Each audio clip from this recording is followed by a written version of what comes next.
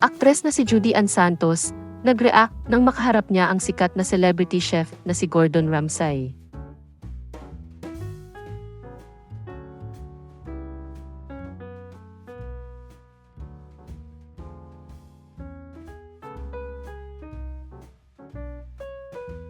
Isa ang aktres na si Judy Ann Santos sa celebrity guests ng sikat na celebrity chef na si Gordon Ramsay. Kasama rin ni Judy Ann ang content creator na si Ninong Ray, culinary student na si Danica Lucero, at head chef ng Gordon Ramsay Bar and Grill PH na si Beda Risqua.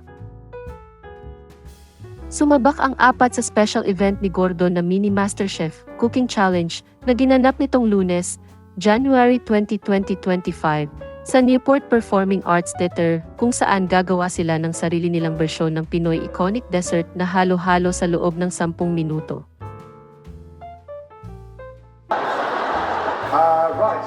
Visually, that looks beautiful. Describe it for me, please.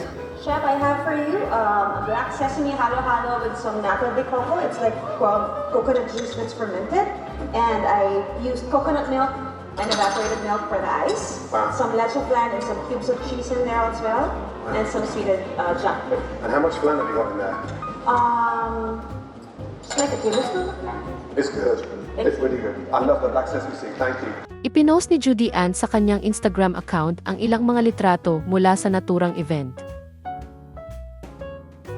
Ayon sa aktres na nagtapos kamakailan mula sa isang culinary school, hindi niya inakalang mangyayari iyon sa buhay niya.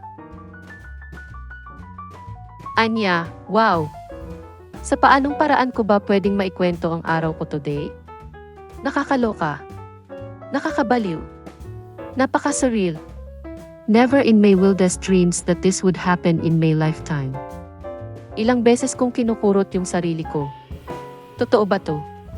Pinaprank ba ako? Pero, totoo eh. Gusto kong tumambling sabay split. Sunod na ibinahagi ni Judy Ann ang nangyari sa Mini MasterChef Cooking Challenge. Kwento niya, simpleng halo-halo ang pinagawa sa kanila at kailangan nilang tapusin iyon sa loob ng 10 minuto. Ayon pa sa kanya, iyon daw ang fastest and nerve-wracking 10 minutes ng buhay niya, pero it was the best. Dagdag pa niya, hindi ko alam what I did to deserve this. But I am so grateful for the experience. Kaya naman nagpasalamat ang aktres sa mga sangkot sa kanyang kakaibang karanasan, kasama na ang kanyang asawa na si Ryan Agoncillo at anak nilang si Luna. Sabi niya sa huling bahagi ng caption ng kanyang post, "Mabuhay at ilalaban ko ang pagkaing Pilipino." Binuksan ni Gordon Ramsay ang kanyang kauna-unahang restaurant sa Pilipinas, ang Gordon Ramsay Bar and Grill PH sa Newport World Resorts.